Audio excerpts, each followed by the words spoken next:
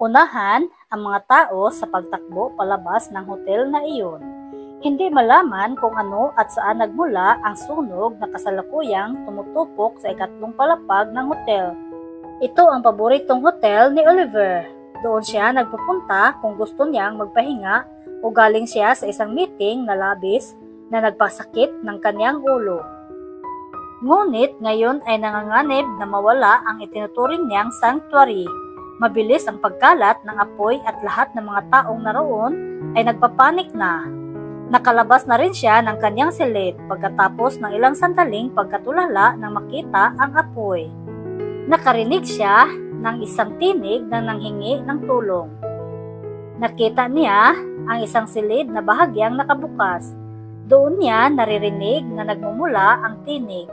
Hindi siya maaring magkamali nang buksan niya. Nang marahas ang pinto ay sumalubong sa kanya ang makapal na usok. Napaubos siya ng ilang bisis, ngunit nagpilit pa rin siyang makapasok.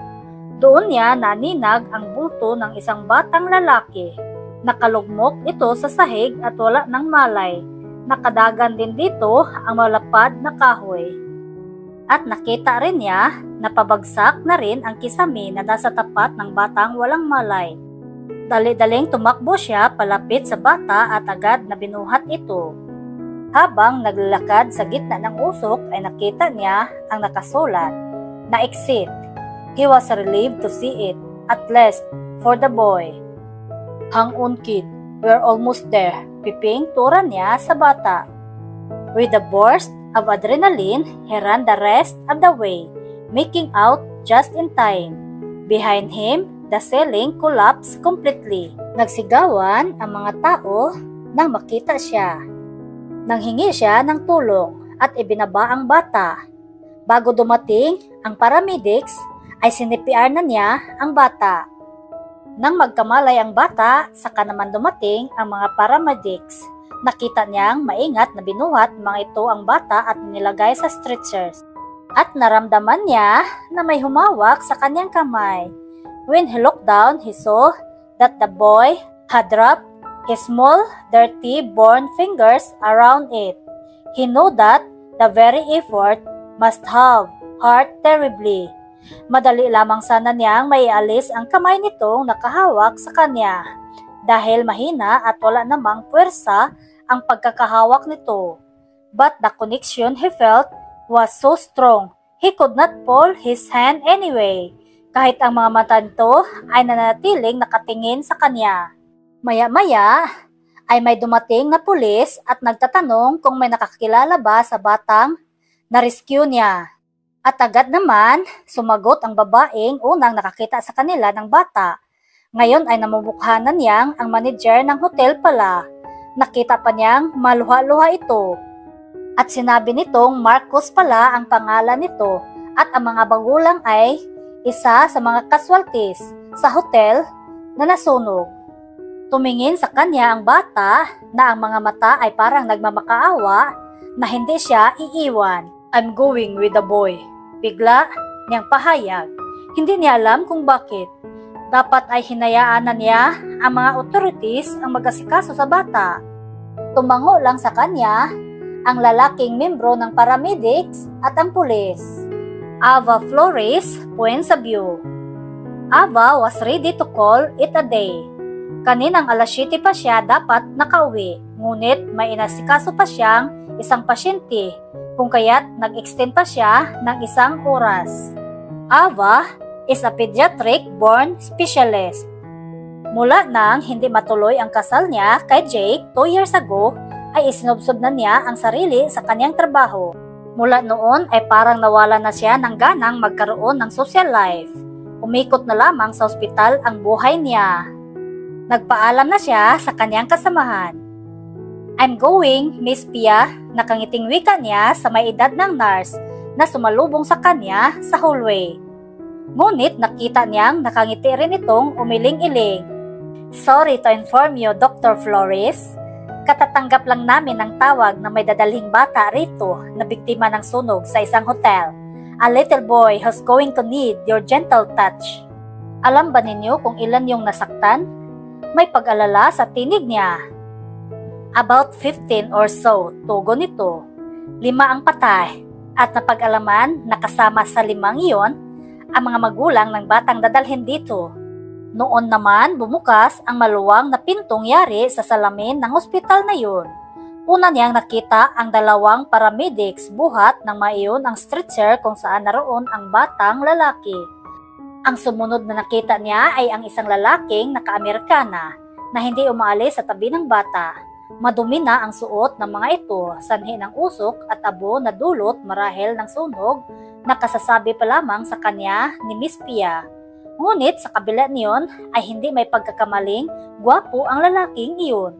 Bagamat madilim ang mukha nito at bahagyang nakakunot ang noo nito, ay makikitang hindi lamang ito gwapo, kundi matikas din. Hindi rin nakaligtas sa kaniyang mga mata ang pagkakahawak ng bata sa kamay ng lalaki. The sight had a dramatic impact. A relative, she wondered. Nang sumunod na mga sandali ay natuon na ang buong atensyon niya sa kanyang pinakabagong pasyente, and her mind ceased on wondering about anything else. Nawala na sa isip ni Ava ang pagod dulot ng maghapong pagtatrabaho at pansamantalang kinalimutan din muna niya ang gutom at ang kagustuhang makapagpahinga. "You are going to be fine, sweetheart, I promise," sabi niya sa bata. "Pwede mo bang sabihin sa akin kung ano ang pangalan ng matapang na batang yan?" Tanong niya rito. Ang tanging sagot na nakuha niya ay daing nadulot ng kirot na nararamdaman nito. Kitang-kita niya ang takot at sakit sa mga mata nito habang nakatitig sa kanya. Pagkatapos kausapin ang bata ay noon pa lamang niya na malayang nakasunod pa rin ang lalaking naka-Amerikana hanggang sa pagpasok na nila sa tinatawag nilang trauma room. Itinuon niya ang tingin sa lalaki kasabay ng ginawa niyang pag-iling. Inilagay niya ang kamay sa dibdib nito upang pigilan itong sumamang pumasok sa loob ng slit. And it felt as if she was pressing against a wall, not a man. "I'm sorry, but you are going to have to stay out here," sabi niya sa lalaki. "I won't get in the way." Anitong sandali lamang itinuon ang tingin sa kanya. Pagkatapos ay agad nang ibinalik ang tingin sa bata. "I'm sorry, sir. Only staff members are allowed to enter these doors." Nabasa niya sa mga mata nito. Hindi nito gustong iwan ang bata. Nagpakawala siya ng isang buntong hininga. "Are you a relative?" "No," tugon nito. "No?" Maang natanong niya sa isip. "Din kaano-ano ka ng bata?" "Doc, siya ho ang nagligtas sa bata," anang isang paramedic. Bago pa man niya may tanong sa lalaki kung ano ang kaugnayan nito sa bata. "I just wanted to make sure he's all right," sabi pa ng lalaki sa kanya. She, of all people, understood becoming involved with the people was responsible for saving. She offered the man an encouraging smile. "I'll let you know as soon as I can, sir. Why don't you wait in the hall?" Tila wala sa sariling bahagyang napatras ang lalaki. Noon niya itinuon muli ang atensyon sa kanyang staff. "Okay people, every moment we waste is another moment he has to suffer." Narinig pa ni Oliver ang puno ng otoridad na tinig na iyon ng batang doktora bago pa tuluyang maisara ang pinto ng silid na iyon. Isinandal ni Oliver ang likod sa dingding ng maluwang at mahabang hallway. Tila hindi na niya namalayan ang mga sumunod na sandali. Muli siyang naging aware sa oras na lumipas nang maisip niyang sipatin ang relong suot. Mahigit 2 oras na ang dumaan buhat ng ipasok si Marcos sa nakasarang pintong iyon. Naroon pa rin siya at palakad-lakad sa hallway. Madumi ang kasuotan at amoy usok. Dahil hindi mapakali, ay tinawagan niya ang inspektor na siyang nag-iimbestiga sa naganap na sunog. Gusto niyang malaman kung may mga kamag-anak na ba ang bata na nagpunta sa lugar ng sunog upang ipagtanong ang bata o ang mga magulang nito. At napag-alaman niyang walang mahagilap na kamag-anak ang mag-asawa. Lalo siyang nanlumo sa natuklasan. Maya-maya lang ay bumukas ang pinto ng kwarto at lumabas ang batang doktora. Kumusta na ang bata?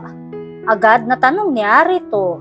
Sa klase ng tunong ginamit niya ay tila ba siya ang ama ni Marcos. He is still in shock, sir. Tugon niya rito. But his wounds are not quite as extensive or serious as the first affair, sir. Most of them are second degree and some are even first degree. Tumango lang ang binata at nagpasalamat. According to the report we got, sir, the boy had lost his parents. Is it true? Paglilinaw na tanong niya sa lalaki. Yes, tugon nito.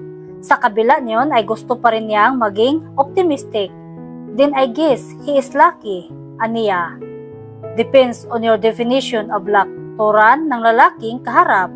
Hindi niya inaasahang marinig yun mula rito. What a strange somber man. Sa isip-isip ng dalaga. I'd say being alive is lucky, sir.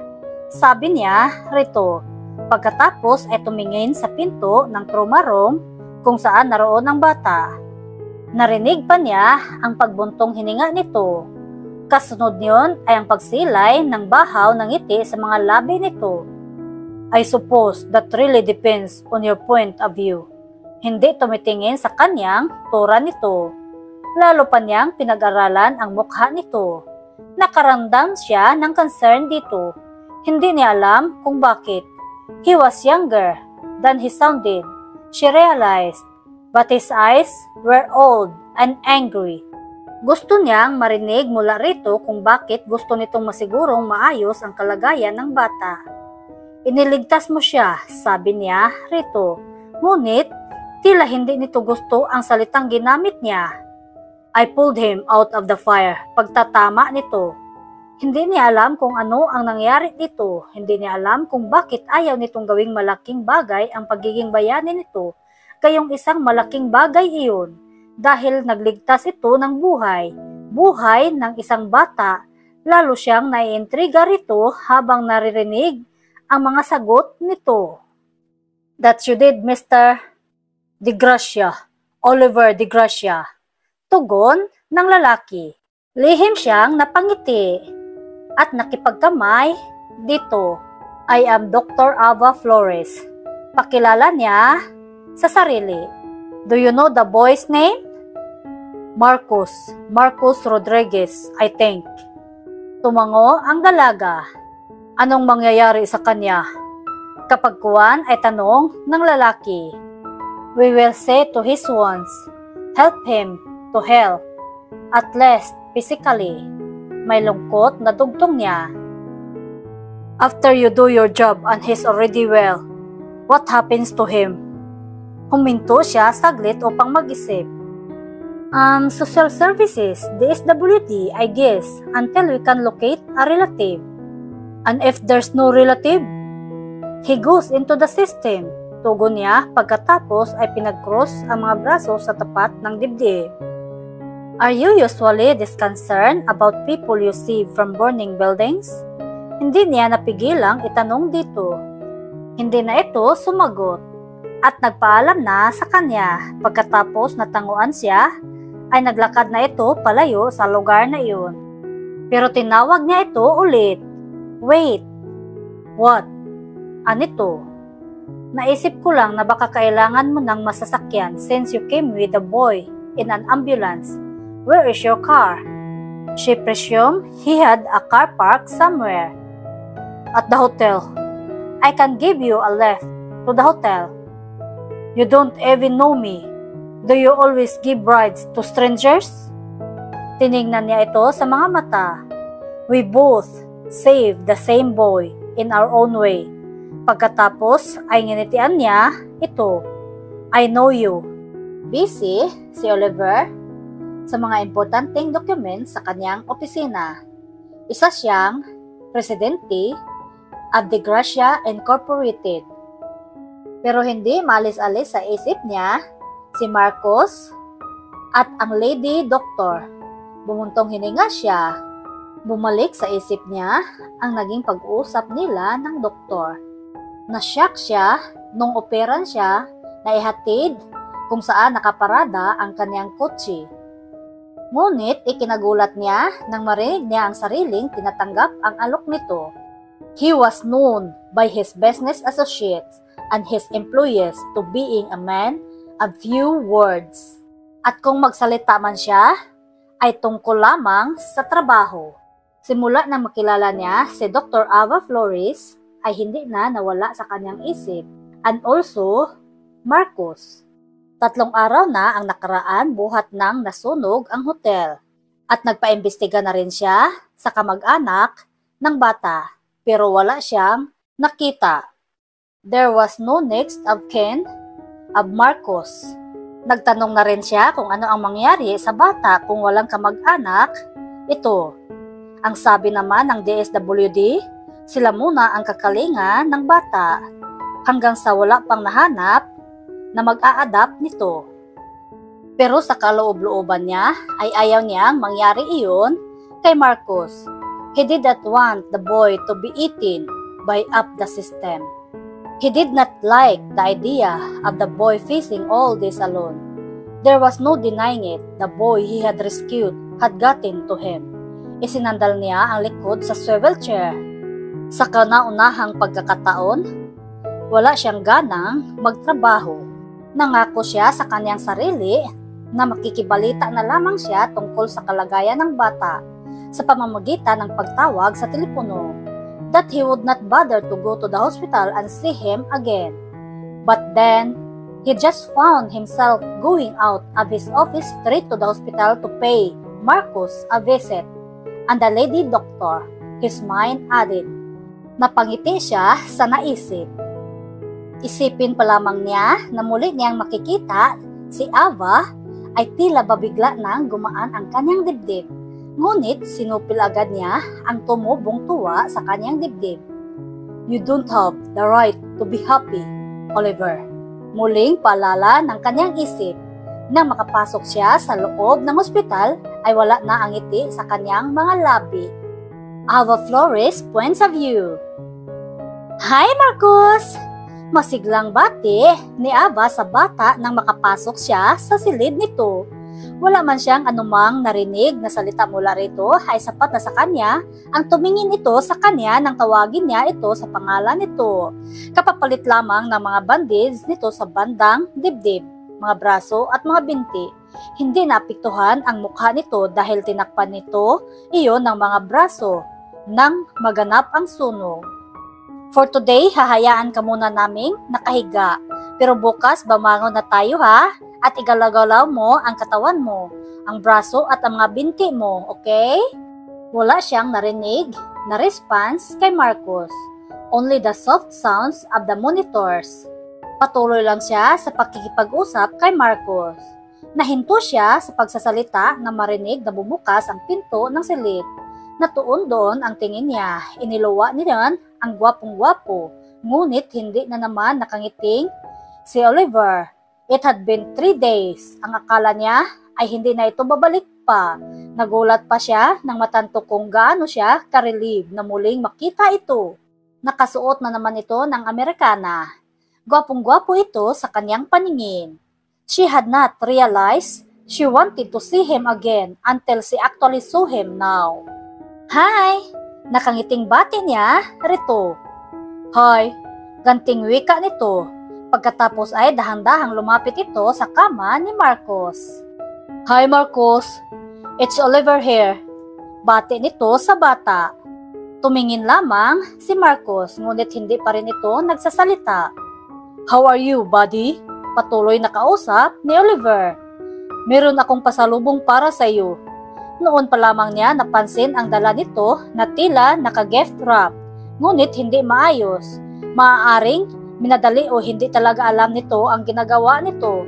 Lihim na napangiti siya dahil doon. Pasensya ka na ha, buddy. Anito sa bata. Hindi ako magaling magbalot ng regalo eh. It's the thought that counts, right, Marcos? Aniya, natutuwa siya at nagawa pang mag-abala ni Oliver na magdala ng regalo para sa bata. Yeah, I think your doctor is right. Nakangiting wika nito sa bata. Hay, mabuti naman at nagawa na nito ngumiti sa loob-loob ni Ava. Pero ang batang si Marcos ay wala man lang response sa kanila.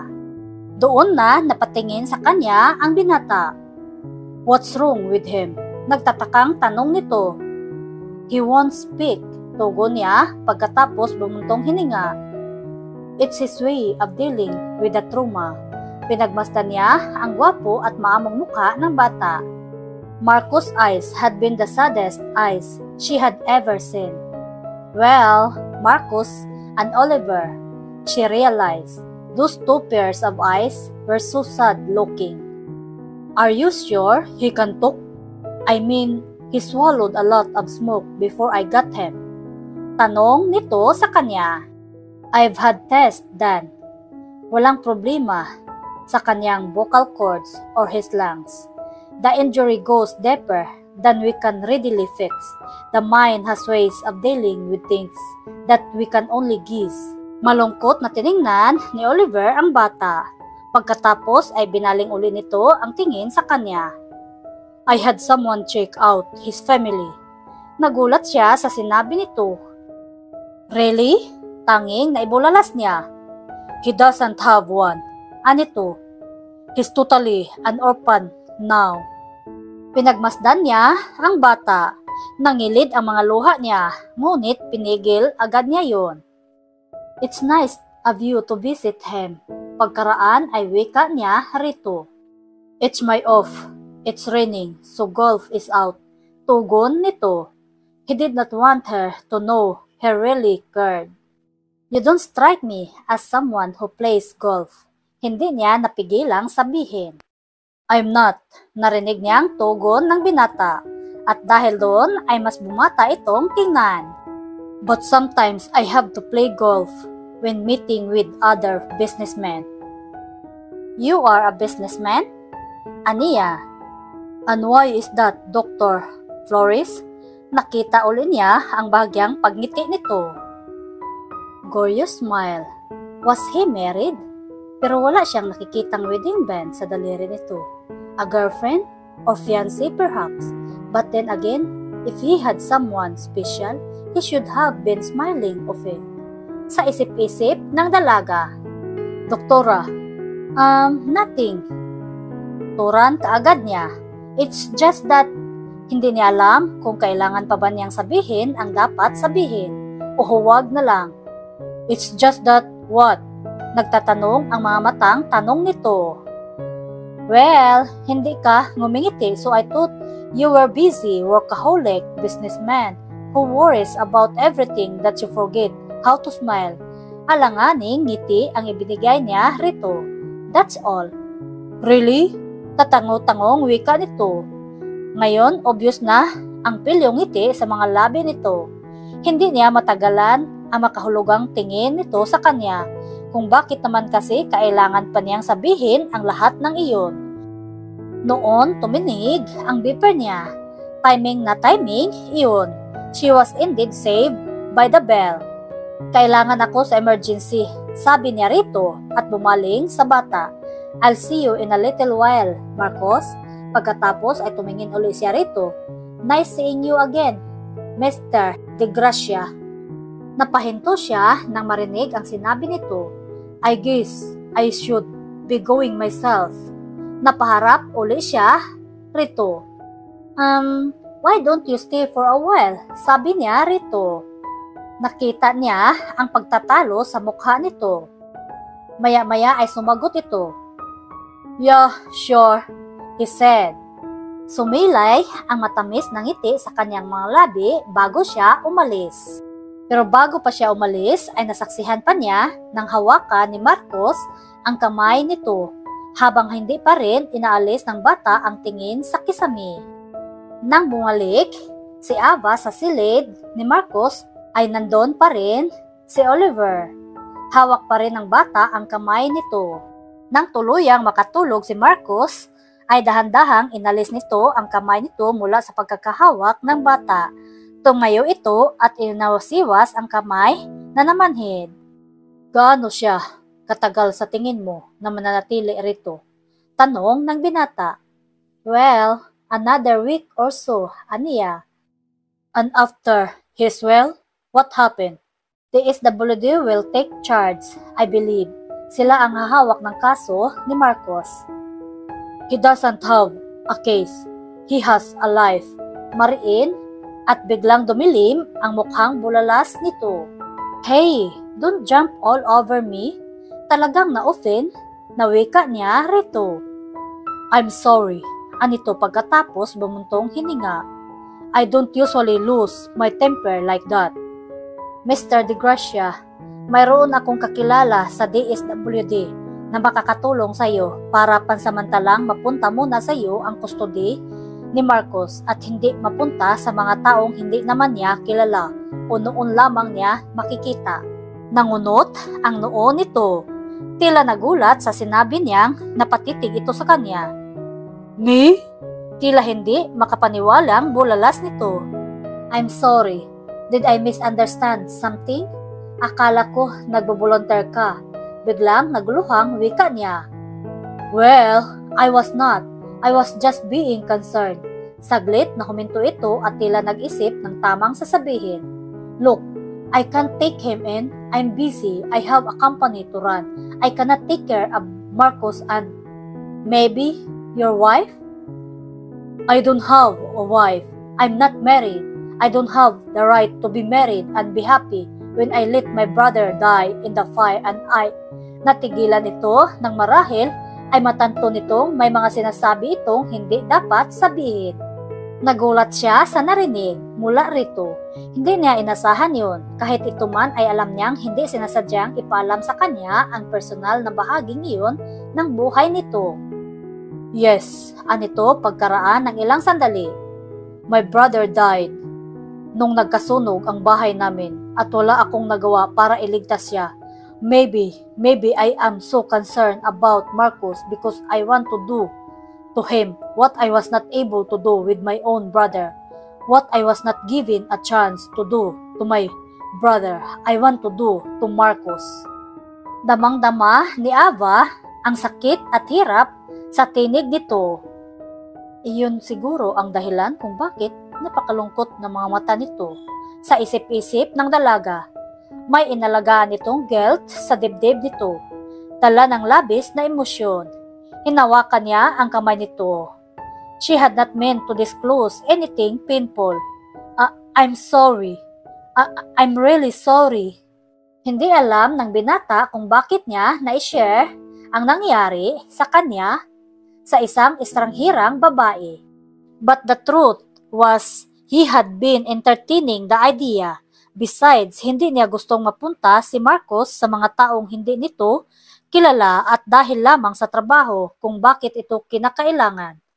Not that he was saying he could take care of him but, oh damn it, he did not know what to think anymore.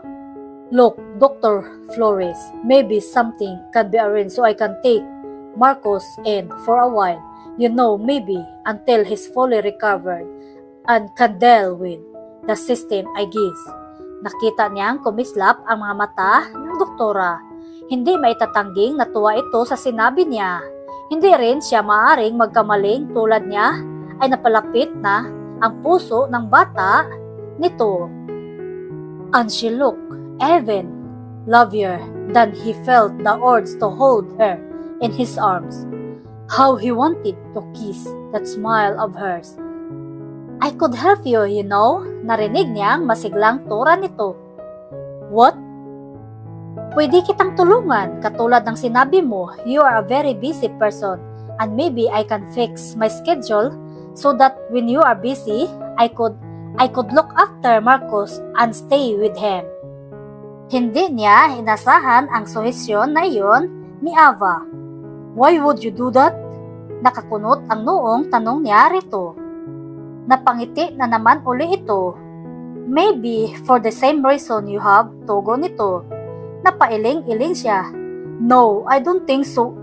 Dahil isa sa mga dahilan niya ay ang magawa kay Marcos ang hindi niya nagawa para sa kakambal na si Renz. Dahil pakiramdam niya ay ikatutuwa ng kanyang kakambal ang gagawin saan man ito naroroon. Alright, narinig niyang sabi ni Ava. Sabihin na lang natin na mahilig talaga ako sa mga bata. Patuloy ni Ava. And I think masyado nang mahirap ang pinagdadaanan ng bata para lang maranasan pa niyang mapunta sa mga taong hindi naman niya kilala. At least, he is familiar to you and somehow to me dahil araw-araw niya akong nakikita. Napakalamyos ng tinig ng dalaga. Tila napakasarap pakinggan iyon. When he was listening to her voice, he felt somewhat special, peaceful. Like everything about life was beautiful and every trouble that would come one could always surpass. Sa tingin ko naman, between the two of us ay ikaw ang mas nakakalam sa dapat gawin sa kalagayan ni Marcos. It would be unreasonable to accept your help. Sabi niya sa dalaga. Pero wala bang magagalit? If you are referring to my parents, I'd say I practically grew up alone. Hindi na ako nagkaroon pa ng pagkakataong makilala sila. I was a toddler when they died. Car accident. Tugon ng dalaga sa tanong niya. Tulad pala kay Marcos ay ulilang lubos na ito. Somehow, in one way or another, ay pari-pariho pala silang tatlo. Sa isip-isip ng binata. Well, he has a complete set of parents. Ngunit kailanman ay hindi niya nararamdaman ang pagmamahal ng mga ito. Domineering ang papa niya, samantalang wala namang inatupag ang mama niya, kundi ang pakikipagsosyalan lamang. Lumaki rin ba itong hindi nakaramdam ng pagmamahal mula sa taong inasahan itong magbibigay niyon? Sa isip-isip ng binata. Hindi niya inisip na tulad niya ay maaring lumaki rin itong salat sa mga bagay na iyon. And she still managed to grow like the person she was now. Unbelievable. What? Narinig niya ang turan ng dalaga. What? Ganting wika niya. Why were you looking at me like that? Like what? Like you are surprised. Like you can't believe what I'm telling you. Tugon ng dalaga. Oh, that. I just did not expect na naulila ka rin tulad ni Marcos. How about a boyfriend or a fiancé? None of the above. Nakangiting tugon nito. Mr. De Gracia, you can call me Oliver. Can I call you Ava? I think we should do that since magkakatulungan tayo para kay Marcos. Lumuwang ang ngiti ng dalaga. This time, her genuine smile was back. So, it's Adele. Oliver, kapag kuwan ay turan nito. Del, Ava, tugon ng binata sa kanya. Nagtataka pa ang binata kung bakit walang boyfriend ang dalaga. Maganda ito, matalino at masayahin. Bulag ba ang mga lalaking nakakahalubilo nito? Nakita niyang sinipat ng dalaga ang relo. Well, anito? I have rounds to make, Oliver. Tumango lang ang binata. I think I'll stick around a little longer, you know, in case he wakes up. I'll be here. Ngumiti ang dalaga. You are one of the good guys, Oliver. Pagkatapos niyon ay tumiyad ito upang dampian ng halik ang kanyang pisngi. May naramdaman siyang kung anong malakas na kuryente nang maramdaman ang mga labi ng dalaga sa kanyang balat. Don't worry, nakangiting tura nito. Matatanggal din yan kapag naghilamos ka. Pagkatapos sabihin yon, ay umalis na ito habang naiwan siyang tulala at habol ito ng tingin. Ava might look cool and casual in the outside, but deep inside, she was trembling. On impulse ay nagawa niyang halikan sa pisngi si Oliver. Hindi niya malaman kung paano at ano ang pumasok sa isip niya at nagawa niya iyon. Kitang-kita niya ang pagkabigla sa mukha ng binata. He looked at her in complete surprise. Nakaramdam siya ng hiya ngunit alam niyang hindi niya dapat ipakita iyon sa binata. Kung hindi ay bakat lumubog siya sa labis na kahihiyan. Kahit ang nararamdaman niyang pamumula ng kanyang mukha ay itinago niya rito sa pamamagitan ng agad na pag-alis. Hindi niya inalis ang kanyang ngiti. Para siyang teenager na nagkaroon ng pagkakataong mahalikan ang kanyang greatest crush. Kumakabog ang dibdib ni Oliver ng mga sandaling iyon dahil dumating na ang araw na iuwi si Marcos. Ibinigay sa kanya ng DSWD ang pansamantalang pangangalaga sa bata dahil na rin iyon sa tulong ni Ava. For the next month at least, Marcos was his. For how many years ay nag-iisa lamang siya sa buhay. Now, he was going to have a little boy to care for, a little boy who was shut away in his own private hell.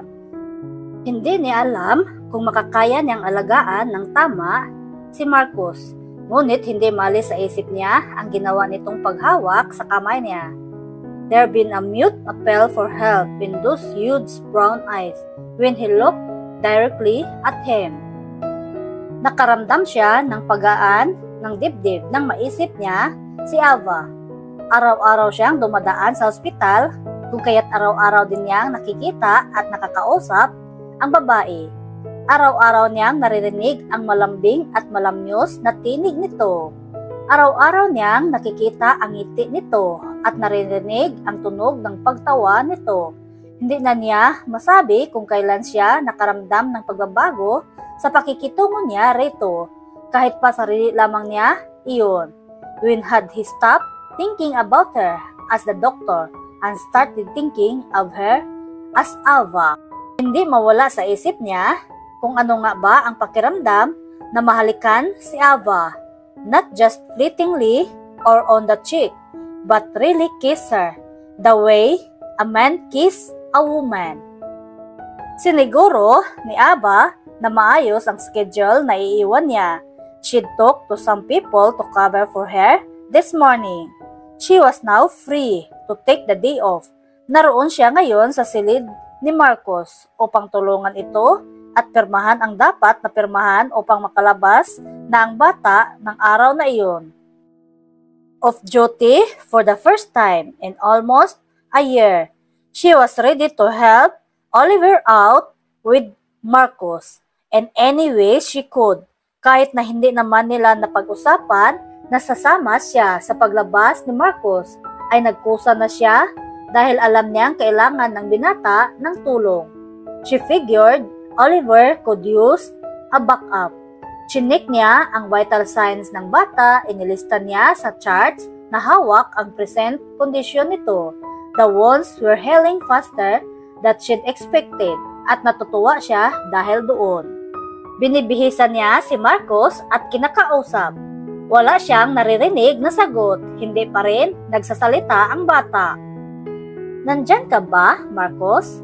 Are you in there, inside? Masuyong wika ni Ava. Okay lang kung ayaw mo pang magsalita. Okay lang kung ang gusto mo lang kalaro ikaw lang. Gusto ko lang malaman mo na kung handa ka na kung gusto mo nang magsalita, nandito lang kami ng Tito Oliver mo para sa iyo. Oliver and I will be here for you, Marcos. Maya-maya ay narinig niya ang pagsara ng pinto. At saka pa lamang niya na malayang nakapasok na pala sa silid ang taong tinutukoy niya.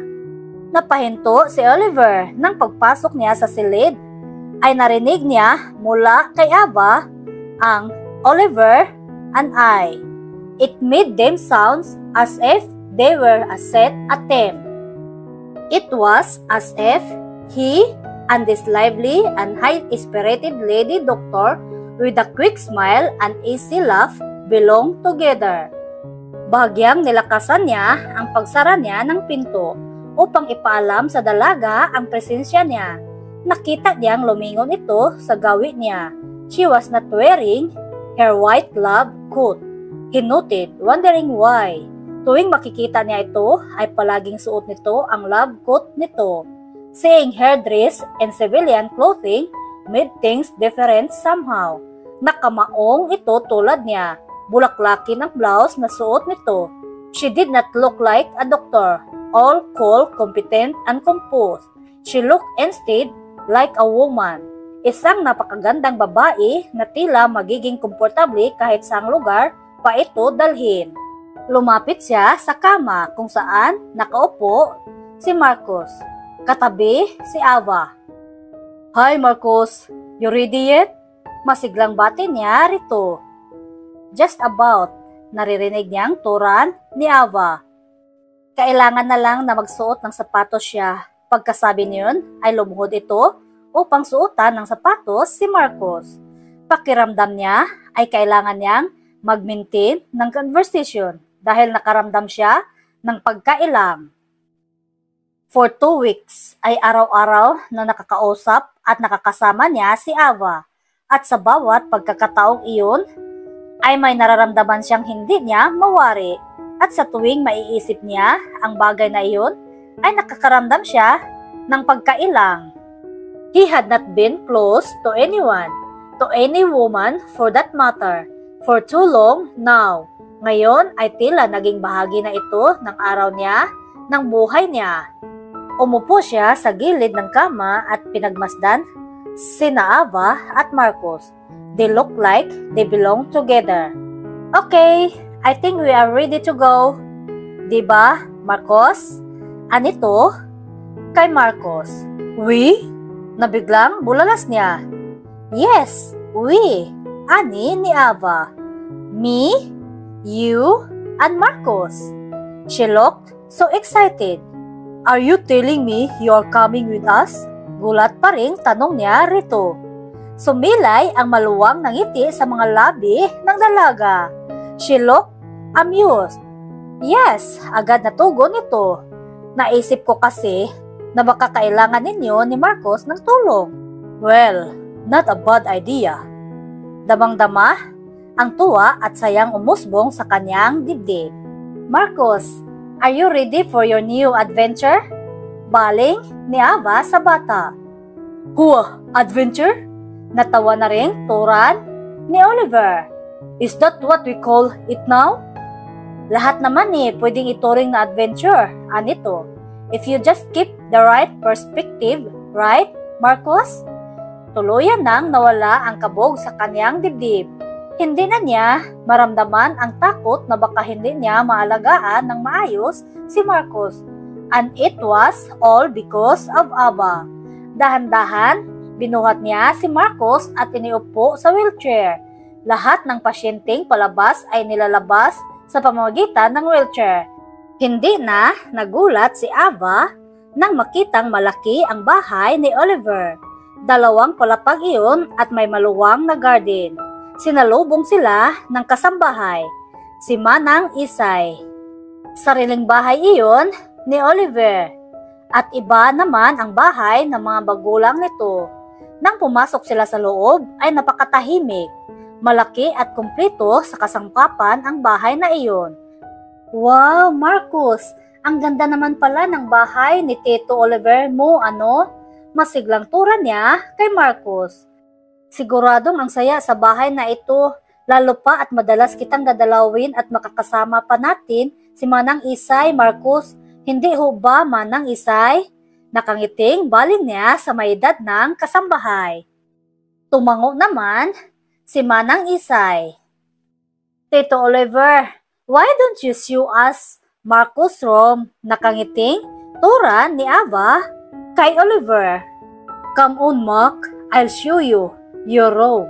Anitong kinuha ang kamay ng bata upang igiya ito paakyat sa hagdan. "Wow! You see this, Marcos? It's beautiful. Tiyak na makakatulog ka ng mahimbing sa silid na ito." "Who did this?" Nakangiting wika ni Ava. Hindi agad nakakibo si Oliver. "You did this? You prepared all this?" Yumuko siya kay Marcos. "Mac, nakita mo ba yan? Lahat yan? Ang Tito Oliver ang nag-prepare ng lahat na yan. Piniprepare niya para lang sa iyo kasi alam niya na dito ka muna sa kanya titira at gusto niya na mag-enjoy ka rito sa bahay niya. Diba, Tito Oliver?" Napangiti si Oliver sa tinuran ni Ava. "Tita Ava is right, Mac. I did this all for you. See that bicycle over there? Pwede mong gamitin yan. Pwede kitang samahan na magbike. Pwede ka naming samahang magbike ni Tita Ava mo. Habang nagmemeryenda sila, ay nagpresenta siya na siya mismo ang magluluto ng lunch nila na nakita niyang ikinagulat ni Oliver. You are staying? Bulalas nito. He sounded really surprised. That was the plan, aniya, para matulungan ko si Marcos na maka-adjust kahit sandali lang. So I thought of staying the rest of the day. The rest of the day? Wika ulit ni Oliver. Yeah, any problem with that? Tanong niya rito. Wala naman. It's perfectly fine for me. We need you here. I mean, Marcos needs you here. Tumingin siya kay Marcos. Marcos, tutulungan mo rin ang tita ha? Ikaw ang magiging assistant ko sa pagluluto. Nang mapatingin siya kay Oliver, ay nahuli niya ang maluwang na ngiting sumilay sa mga labi nito. Kunwari ay wala lang sa kanya yun. Iyon ay upang hindi ito mailang at baka pigilin na naman nitong mapangiti. Masaya silang nagluluto. Ang naging assistant niya ay si Marcos at si Oliver. Pagkatapos nilang magtanghalian, ay nanood sila ng TV. Silang tatlo, ni Oliver at Marcos. Oliver did not know what amazed him. Ang ikinagulat niya ay ang reaksyon niya sa bawat simpleng gesture nito. Nasa gitna nila si Marcos kapag may sasabihin ito ng mahina sa kanya tungkol kay Marcos, ay idadampi nito ang kamay nito sa kamay niyang nakapatong sa itaas na mahabang couch. May pagkakataon pang marahang idinampi nito ang kamay nito sa hita niya upang pukawin ang atensyon niya. He sat there on the couch with Marcos and Ava, watching her as much as he watched the big screen. Gusto pa niyang tumagal ang oras para makasama pa niya ng matagal ang dalaga. Ngunit sadyang mabilis ang oras, namalayan na lamang niyang gabi na. Sabay-sabay uli silang kumain ng dinner na si Manang Isay ang nagluto. Pagkatapos nilang kumain ay umakyat uli sila sa silid ni Marcos. Nasaksihan uli niya ang professional side ni Ava nang palitan nito ang bandage sa katawan ni Marcos. Pagkatapos ay pinahiga na ni Ava sa kama ang bata para patulugin. Noon siya lumabas ng silid. He took a shower in his room and changed his clothes. Pagkatapos ay binalikan niya ang dalawa. Nang buksan niya ang pinto ng silid ni Marcos ay nakita niya si Ava na kinukumutan ang bata. Lumabas na si Ava sa silid. Nakatulog na siya, sabi ni Ava. He looked peaceful when sleeping, sabi ni Oliver. Sabay silang naglakad at bumaba ng hagdan.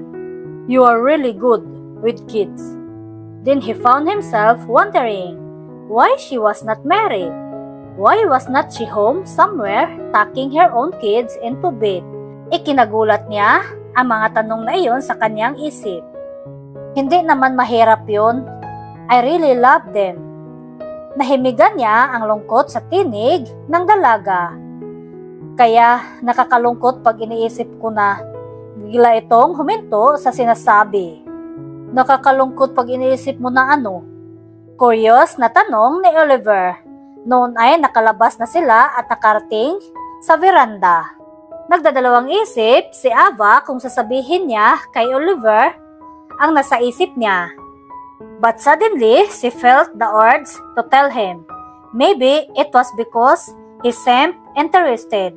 Or maybe she was just feeling vulnerable.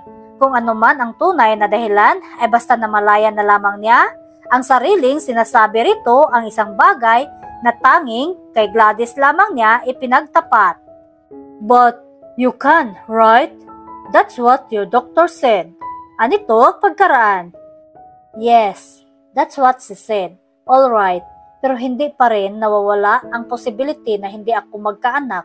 That's the thing she needs not to tell me. But I'm a doctor too. What's endometriosis? Narinig niyang tanong ni Oliver. It's a disease that messes with your reproductive system. Worst case, sinisira niyon ang kakayahan mong magbuntis o magkaroon ng anak. Tugon naman ni Ava. That's why you are not married? Is that it? Tanong nito. Tumingin siya kay Oliver. Well, you can say that. May himig ng lungkot, ngunit nakangiting turan, rito. I tried once, you know. I almost got married. Hindi niya alam kung bakit naging madali para sa kanya ang mag-confide dito. Pakiramdam niya ay matagal na niyang kilala ito. You did? Kita niya ang gulat sa mga mata nito. Yeah, once, 2 years ago. Ano ang nangyari? Napangiti siya nang mapakla. Well, Jake decided I was not the one for him after 4 years of our relationship. Why? Bakit iniwan ka niya? Dahil hindi ko siya mabigyan ng anak. But did not you tell him you were under treatment? Katulad ng sabi ko sa iyo, may mga bagay na sinasabi ang doktor at mayroon ding hinahayaan na lamang siya sa sarili niya para hindi mawalan ng pag-asa ang pasyente. Jake kind of figured that out. There would still be that possibility no matter how big or small that I would not be able to bear him a child. And he walked out on you because of that? Yes, pero hindi ko siya masisisi. He walked out on you just like that. Yeah, just like that. Tugon niyang muling nagpakawala ng isang buntong hininga. He could not believe Jake had walked out on this wonderful and amazing woman in the middle of her battle. Kung siya ang fiancé nito ay hindi niya hayaang mag-isang harapin nito ang ordeal na yun. He would not let Ava fight her battle alone. He would be there to support and comfort her. Pero iyon ay kung siya ang naging fiancé nito. I think I should be going. Narinig niyang turan ni Ava. Babalik na lang ako bukas around 8. Kahit kailan ay hindi pa ito nabigong gulatin siya. Tomorrow? Oo, bukas. Anito, naisip ko na makakabuti kung ipapasyal natin si Marcos kahit sa malapit na amusement park. O kung pwede sa mall. Nothing fancy, basta makatulong para kahit papano. Don't you have work? Tanong niya rito. The thought of being with her kind of scared him. Habang nakikilala niya ito, ay lalong napapalapit ang loob niya rito. And honestly, he did not want that. Naipon na yung 1-month vacation leave ko. Naisip ko na gamitin na lang yung ilang araw and spend it with you and Marcos. Agad na dugtong nito. Okay, sabi ni Oliver. Good, alis na ako. Salamat dahil ipapahatid mo ako kay Mang Gardo sa bahay ko. Hindi ko na kasi dinala ang kotse ko kahit kanina sa hospital. No problem, it's the least I could do. Okay, bye. Wait, what? Ava, thanks for coming. Nagulat siya nang maluwang at pilyang ngiti ang sumwilay sa mga labi nito. Alam mo bang ito ang unang beses na sinabi mo ang pangalan ko? I kind of like it. Ngiting-ngiting, wika nito. Inilapit niya ang mukha rito upang halikan ito sa pisngi. Just a simple kiss on her cheek to say thanks. Ngunit bigla itong humarap kung kaya't sa mga labi nito dumampi ang mga labi niya. Nakita pa niya ang panlalaki ng mga mata nito. They were both shocked, ngunit siya ang unang nakabawi. He should lift his lips away. Ngunit hindi iyon ang ginawa niya. What he did was really kiss her. Magawa niyang palalimin ang halik na iyon, like it was the natural thing to do. Like he was born to kiss this beautiful, warm, and amazing woman. Nang maghiwalay ang kanilang mga labi, ay saka lamang siya tila natauhan. What have you done, Oliver? Piping kastigo niya sa kanyang sarili. Oh, I'm so... It's okay, agad naturan ni Ava. Habang ang kamay nito ay nakadampi pa sa mga labi nito, Nang marahil ay ma-realize yun, ay agad na ibinaba nito ang kamay. It won't ever happen again, pangako niya rito. She still managed to smile at him. Dalawang salitang natutuhan ko na hindi natin pwedeng asahan sa buhay na to ay ang mga salitang never at forever. Bye, Oliver. See you tomorrow. Iyon lang at tumalikod na ito at umalis. Naiwan siyang tulala pa rin at walang nagawa kundi ang sundan ito ng tingin. Hindi makatulog si Oliver sa kakaisip kay Ava. Hindi mawaglit sa kanyang isip ang halik na pinagsaluhan nila. Kaya naman kinaumagahan ay gusto pa sana niyang matulog. Pero may kumakatok sa kanyang kwarto. Kaya wala na siyang nagawa kundi ang bumangon at bumaba ng kama, pupungas-pungas nang ibinukas niya ang pinto para lamang magulat nang makitang nakangiting mukha ni Ava ang tumambad sa kanya. Was he still dreaming? Because he had dreamed about this woman last night? Hi! Nakangiting bati ni Ava sa kanya. That was when he realized he was not dreaming. She looked like sunshine in a dark brown leather jacket. She had on jeans that appeared to have been painted on and black boots. Kahit inaantok pa siya, he could appreciate what he saw. What are you doing here? Maang natanong niya. Ipapasyal natin si Marcos, di ba? Amusement park, cotton candy. Ring a bell? Oliver was bare-chested.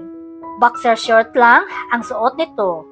Ava could see wall-to-wall muscles. Flat ang tiyan nito at hindi katulad ng ibang kaedad nito na nakalubo ang tiyan. Magulo pa ang buhok nito at tila hindi pa rin ito lubusang nagigising. Wow, was all she could think of looking at him. Then she wondered why had not someone snatched up this man. Bakit wala pa rin itong pamilya hanggang ngayon? Amusement park? That was today? Tila hindi makapaniwalang tanong ni Oliver. Tumango-tango siya. That was today.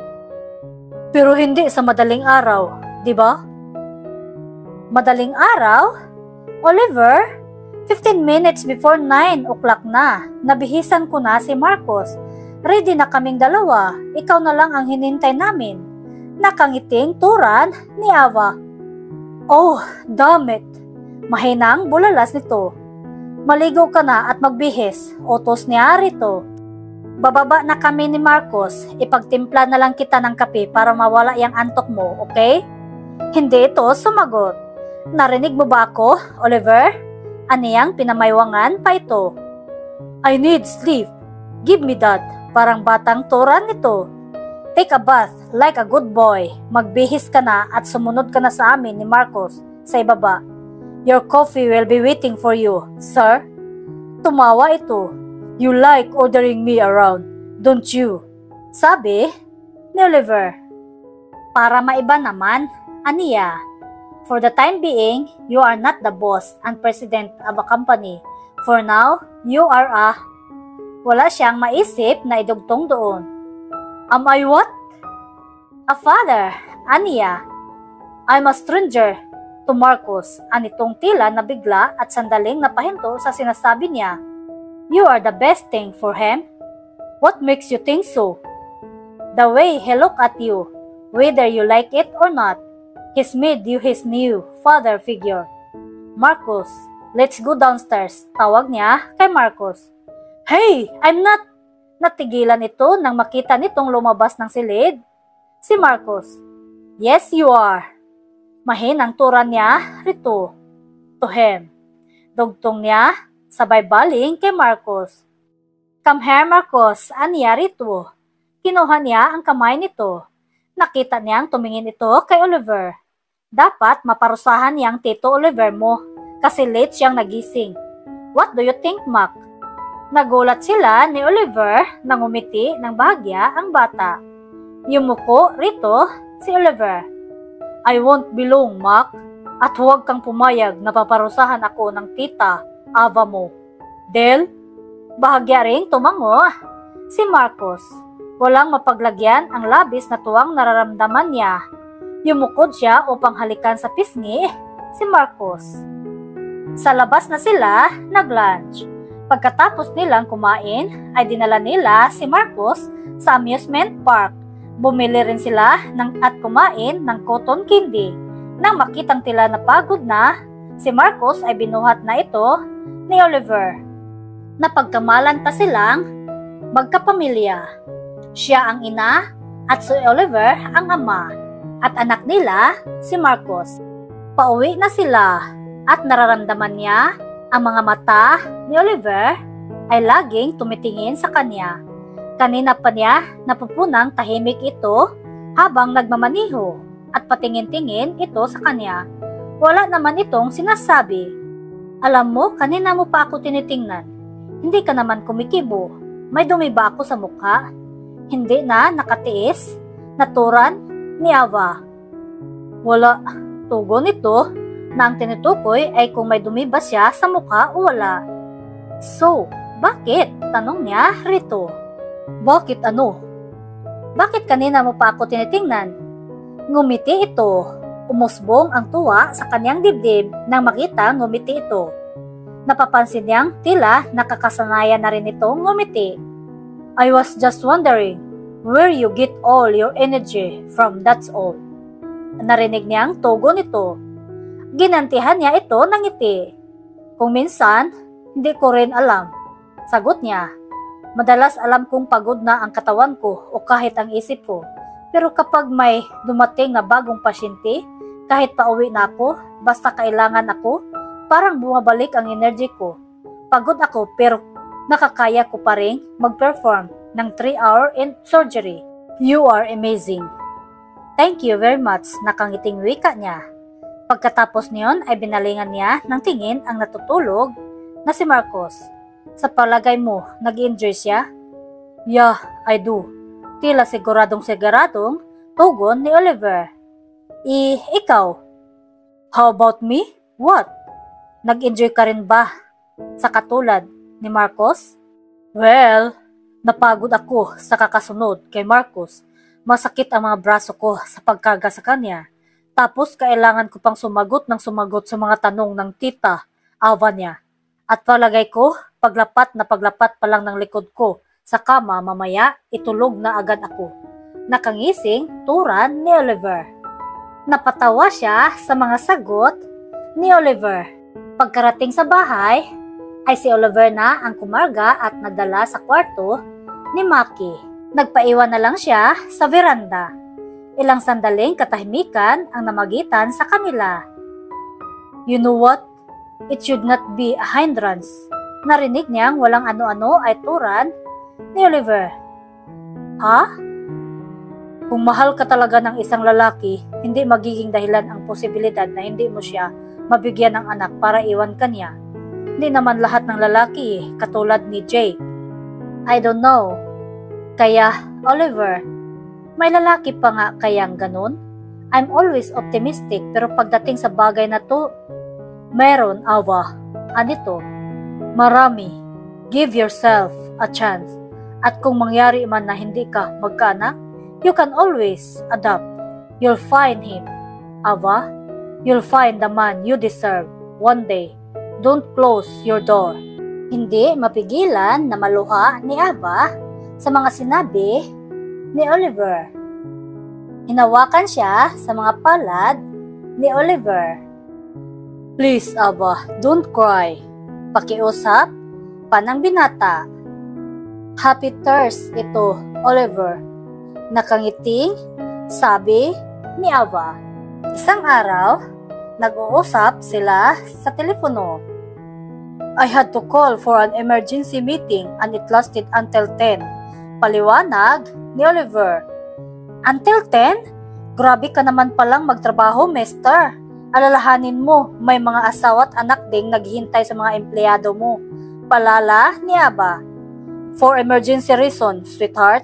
Natatawang turan ni Oliver. Nasaan ka na ngayon? Right here. Right where? Right outside the building. Where you in? Tugon ng binata. At nang lumabas nga siya sa terasa ng unit niya, ay nakita niyang nakaparada sa gilid ng daan ang kotse ni Oliver. Nasa labas ito ng kotse at nakasandal doon, habang nasa tapat ng tainga nito ang mobile phone at nakatingala sa unit niya. "Hi, Miss Ava." Anito sa telepono, pagkatapos ay kumaway pa ito. "You are crazy. What are you doing here?" Nakangiting turan ni Ava. Gumanti pa siya ng kaway rito. "Naisip ko lang na dumaan dito, so I would see you. Go home, hinihintay ka na ni Marcos, siguradong tulog na iyon." Narinig niya ang mahinang pagtawa nito.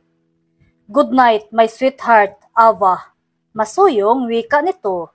Sa mga gesture na iyon ni Oliver ay lalo itong napapamahal sa kanya. "Good night, Oliver, and drive safely. Call me up when you are home. O kaya i-text mo na lang ako." Ng mga sumunod na araw. "Miss Alva, kanina ka pa tinitingnan ni Marcos." Narinig niyang turan ni Oliver sa kanya. Nang tingnan niya ang binata, ay hindi nakaligtas sa paningin niya ang pilyong ngiting na sa mga labi nito. Nang ibaling niya ang paningin sa naglalarong si Marcos, ay nakita niyang nakatingin nga ito sa kanya. Masasabi niyang malayo na ang Oliver na una niyang nakita at nakilala. Sa Oliver na nasa harap niya ng mga oras na iyon, may mga bagay pa rin hindi nito gustong pag-usapan at hindi pa ito lubos na nag-uupin sa kanya, ngunit hindi na ito mukhang alof at tila pasan ang mundo. Napapansin niyang madalas na itong magbiro at tumatawa na ito ng malakas. "Bakit ka ba nakatulala dyan?" "Wala, may bigla lang akong naalala," sabi ni Aba. "And may I know kung sino ang bigla mong naalala?" "Wala naman, naisip ko lang yung malaking pagbabago ni Marcos na magiging kumpleto na ang saya natin kapag nagsalita na siya." "I have a feeling na malapit na iyon. Magaling ba namang mag-alaga at mag-pamper ang tita Ava niya?" sabi ni Oliver. "Nagsalita ang hindi. Ikaw nga itong lahat ng pwede at alam mong magugustuhan ni Marcos, binibili mo riyan eh." Ngumisi ito na tila may biglang naalala. "Bakit nangingiti ka riyan?" tanong ni Ava kay Oliver. "Nothing. Naisip ko lang na ikaw lang ang tanging nilalang na nakapagpakain sa akin ng kutom gindi." Natatawang turan ni Oliver. Natawa siya sa sinabi nito. "Masarap naman ah." Tumawa rin ito. Naglalakad si Ava sa hallway ng hospital patungo sa lobby nang makita niya si Oliver nakausap si Gladys. Nagtataka siya kung ano ang ginagawa ng binata roon. Wala naman silang usapan na susunduin siya nito. Nakita niya ngumiti at nagliwanag ang mukha nito nang makita siyang palapit. Ay naku, napakagwapo talaga. Sa loob-loob ni Ava.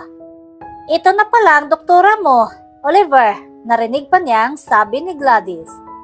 "Hi," bati ni Oliver sa kanya. "Anong ginagawa mo rito?" tanong ni Ava. "Anong ginagawa mo rito? May problema ba kay Marcos?" "Nope. Nagpaalam ako kay Marcos, anito." "Nagpaalam? Nano?" tanong niya habang palabas na sila ng hospital. "Nailabas kita ngayon. I'll take you to dinner." "Oh," tanging nawika ni Ava. "Sabi ko sa kanya, kailangan naming magpasalamat sa iyo na kailangang pakainin ka namin. Ako muna ang magtitreat sa iyo ng dinner ngayon. Tapos sa Sunday dalawa na kami." "Anito? Talaga lang ha?" sabi ni Aba.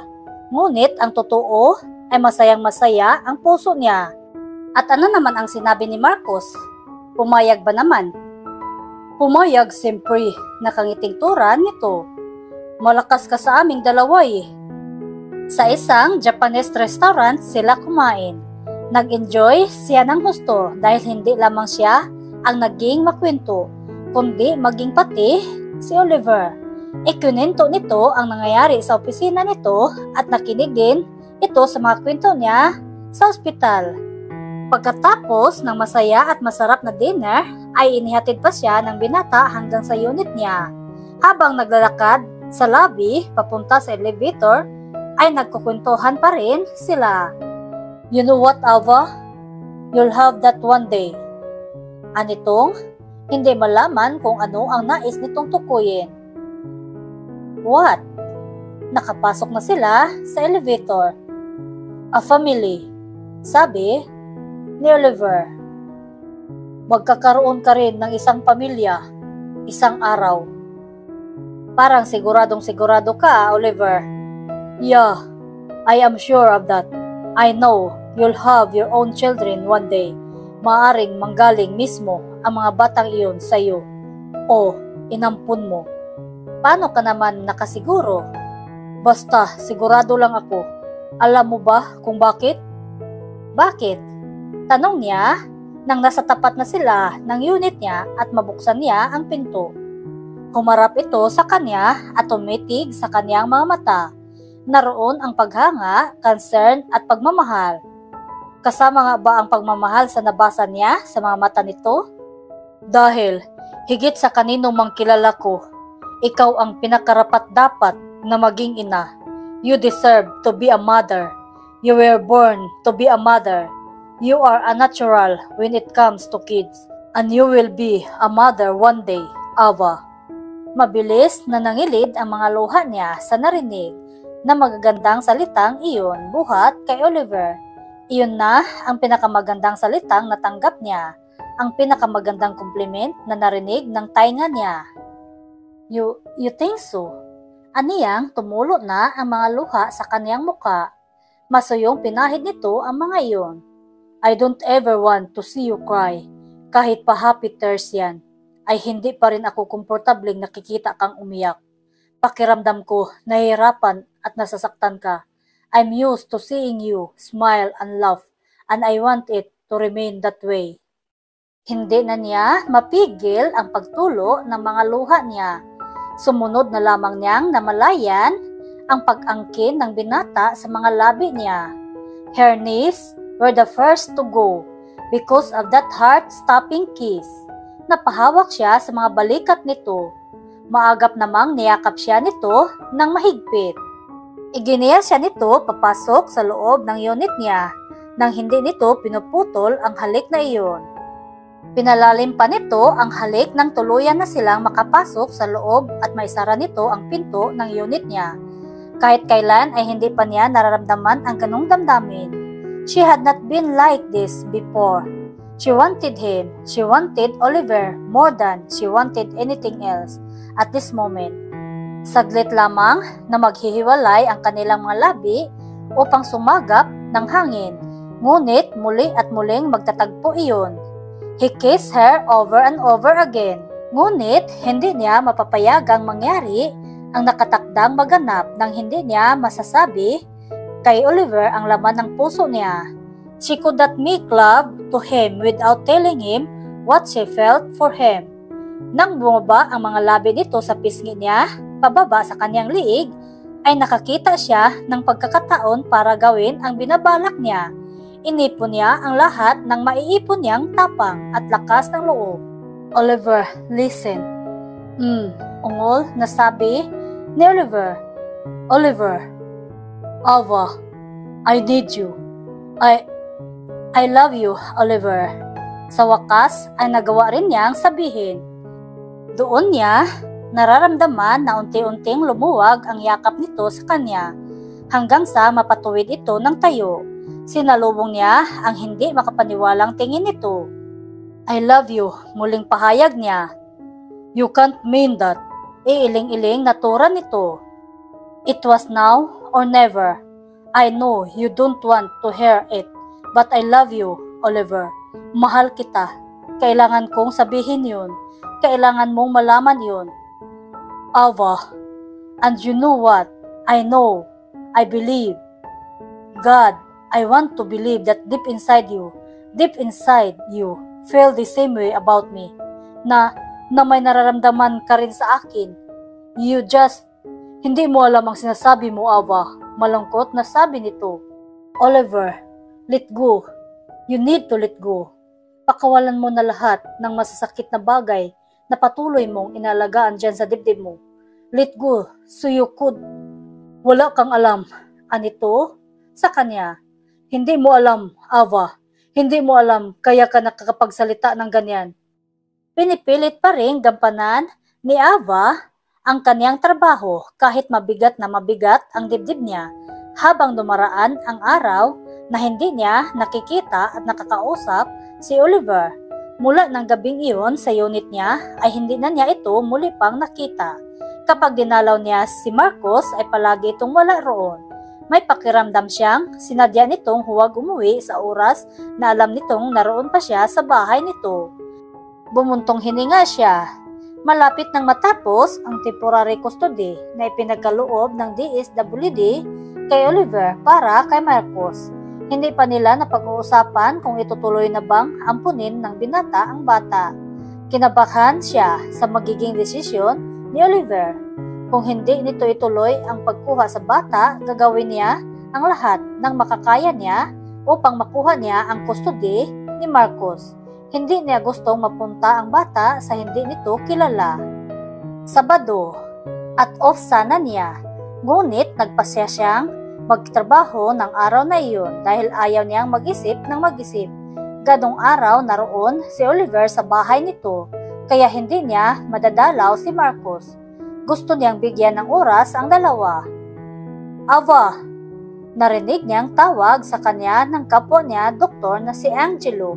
Isang binabae ito at tulad ni Gladys ay masaya rin kasama. Isa ito sa malalapit nilang kaibigan ni Gladys. What? Hihiramin ko muna sana yung kotse mo. Sabi nito. Sure, no problem. Thank you, sweetheart. Bye. Sabi pa nito. Oliver points a view. He missed her. He missed her smile, her laugh, her voice. He missed everything about Ava. Isang linggo na ring hindi nakikita ni Oliver si Ava. Isang linggong pinipigilan niya ang sariling makita ito. And he had been miserable. Alam niyang hindi ito pupunta sa araw na iyon katulad ng nakasanayan na nila. He knows she was giving time to him. Ngayong babalikan niya ang mga katagang binitawan ni Ava ng gabing iyon ay may kung anong malamig na bagay na humaplo sa kanyang dibdib. Mahal siya ni Ava. Mahal siya ng babaeng mahal niya. Yes, he loved her. Bago pa man nito ipagtapat na mahal siya nito ay minahal na niya ito. Dangan nga lamang at itinago lamang niya iyon sa isang bahagi ng puso niya. Nasaktan niya ang babaeng tanging niyang minahal, ang tanging taong nagbukas sa puso niya. Ang totoo, hindi niya alam kung paano ito haharapin. But she said she would be waiting for him. Nakatuon ang tingin niya sa TV screen na nasa harap niya, kasama si Marco sa kwarto niya. Nakaupo ito sa sahig na nababalutan ng rag habang nilalaro ang mga laruan. Palipat-lipat naman siya ng channel habang hawak ang remote control. Nilingon siya ni Marcos. You miss her, don't you, Mac? Sabi niya sa bata. Masuyong ginulo niya ang buhok nito. Nagpasya siyang tuluyan ng ampunin ito at alam niyang matutuwa si Ava kapag ibinalita niya ang tungkol doon. Itinuon uli niya ang mga mata sa TV. Kasalukuyan noon na may flash report. Sa channel na iyon, ibinalita ng news anchor ang isang aksidente, a car accident. Sumalpok ang isang kotse sa rumaragasang pickup truck. Lasing dumano ang driver. Ngunit hindi na niya naunawaan pa ang ibang impormasyong sinasabi ng news dahil nakilala niya ang kutseng iyon. It was Ava car. Hindi siya maaring magkamali, lalo pa nang marinig niya ng malinaw ang plate number niyon. Oh my, Ava? Napalakas na bulalas niya. Agad na napalingon si Marcos. Tita Ava? Narinig niyang tura ng bata. Something happened to Tita Ava? Tito Oliver? Tanong nito habang nasa mga mata ang takot. Noon pa lamang niya na-realize na nakapagsalita ang bata. You took, Mac? Nakapagsalita ka na? Ngunit hindi siya makapagsaya dahil sa aksidenteng kinasangkutan ni Ava. Dali-daling binuhat niya si Marcos. Saan tayo punta, Tito? Tanong ni Marcos sa kanya. We are going to Tita Ava, Mac. Nakatayo na siya nang marinig kung saang hospital dinala ang driver. Sa mismong hospital, iyon na pinagtatrabahoan ng dalaga. Dali-daling lumabas siya ng bahay habang karga-karga si Marcos. Humahangos na pumasok si Oliver sa loob ng hospital. Karga pa rin si Marcos. Malakas na malakas ang kabog ng kanyang dibdib. Kung hahayaan niya ang sariling mag-isip, ay baka panghinaan na siya ng loob. Baka bumigay ang mga tuhod niya. At hindi maaring mangyari iyon dahil kailangan niyang makita at malaman kung ano ang kalagayan ni Ava. Eksakto namang nakita niya si Gladys. Nilipitan kaagad niya ito. Gladys, humihingal na bulalas ni Oliver. Oh, Oliver! Gulat na turan nito. Oh hi, Marcos! Bati pa niya sa bata. Where is Ava, Gladys? Tanong agad ni Oliver. How is she? What happened to her? Please tell me. She is okay? Please tell me. She's doing okay? Take me to her, please, Gladys. Nakita niya ang pagtataka sa mukha nito. What's wrong? Bakit parang alalang-alala ka? May nangyari ba? May problema ba, Oliver? Gladys, did not you know?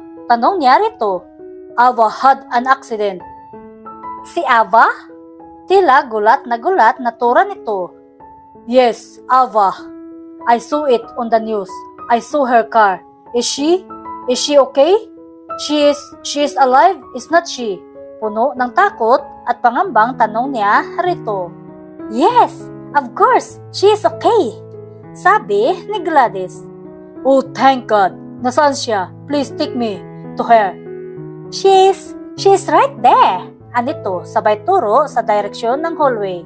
Nakita nga niya si Ava. Naglalakad ito habang suot pa rin ang puting lab coat. She was very much alive. Tumakbo kaagad siya palapit dito. Bago pa ito makahuma ay buong higpit na niyakap niya ito. Nakapaloob sa kanila si Marcos. Wala na siyang pakialam sa paligid. Walang tanging mahalaga kundi si Ava. Naroon ito sa harap niya at ng mga sandaling iyon ay yakap niya. Oliver, Marcos, narinig niya ang gulat na turan ni Ava. Oh God, Ava, are you okay? Were you hurt, sweetheart? Ibinaba muna niya si Marcos at muling niyakap ang dalaga. Pagkatapos ay masuyong hinaplos ang magkabilang pisngi nito. He was just so relieved and so happy to see her alive. Huh? Yes, I'm fine. Ano? Bago pa man ito natapos ang sasabihin ay hinalikan na niya ang mga labi nito. Ava, points of view. Nagulat si Ava na makita si Oliver habang karga nito si Marcos at kausap si Gladys. Bago pa man siya makahuma ay nakita na niyang patakbong sumalubong sa kanya ang binata at niyakap siya ng mahigpit. Ibinaba nito si Marcos at hinalikan nito ang mga labi niya. Oh, Ava, akala ko kung ano na ang nangyari sa iyo. I thought when I saw your car in the news nung malaman kong naaksidente ka. Naaksidente? Yes, anitong tila noon lamang nahimasmasan. Bahagyang lumayo ito sa kanya upang pagmasdan siya. You had an accident. I saw your car on the news. It was not me, Oliver, sabi niya kay Oliver. It was Angelo, yung kasama kong doktor. Hiniram niya ang kotse ko dahil nasa talyer ang kotse niya at may babalikan lang siya sa bahay niya, sabi ni Ava. Oh God, I thought it was you. Nang makita ko ang kotse mo, hindi ko na pinakinggan pa ang ibang detalye. Nagmamadali na kaming pumunta rito ni Marcos. How's your friend? Angelo's out of danger now. Thank you, God. You saw my car on TV? Yes, sweetheart. I'll get you a new one. Don't worry. Napangiti siya sa tinura nito. Really? Yes, anito. An Ava. What? I love you, sweetheart. Buong sinseridad at buong pagmamahal na pahayag nito. Inakala niyang hindi na niya maririnig ang mga katagang iyon mula rito. I love you so much. I'm ready now, Awa. Pinapakawalan ko na ang lahat ng baggage na nandito sa dibdib ko. Handa na ako. Thank God, I was not too late. Pagkatapos ay hinalikan ulit siya nito sa mga labi. Amay? Just in time, Oliver. Just in time. Nangingilid ang haluhang tugon niya. Walang mapaglagyan ang tuwa sa puso niya. Nang ilibot niya ang tingin, ay nakita niyang napapangiti ang mga kasama niyang dumaraan at nasaksihan ang ginawang iyon ni Oliver. Kahit si Gladys ay naroon sa counter sa lobby at nakangiting pinagmamasdan sila. Pagkatapos sabihin yun ay nararamdaman niya na may humihila sa love coat niya. Nang magyuko siya ay nakita niyang si Marcos iyon. Ako rin po, tita. Love din po kita. Anito sa buong gulat niya. Literal na naibukan niya ang bibig. Oh my God, Marcos, nakakapagsalita ka na. Aniyang agad na niyakap ito. Una siyang nagsalita nang inisip niyang may nangyari sa iyong masama. He was worried about you, Awa. Ani ni Oliver. Napaluha siya dahil doon. Masayang-masaya siya na sa piling niya ang dalawang lalaking pinakamamahal niya. Parehong nagsabi na mahal siya. Ano pa ang mahihiling niya? I love you too, Marcos, aniya sa bata.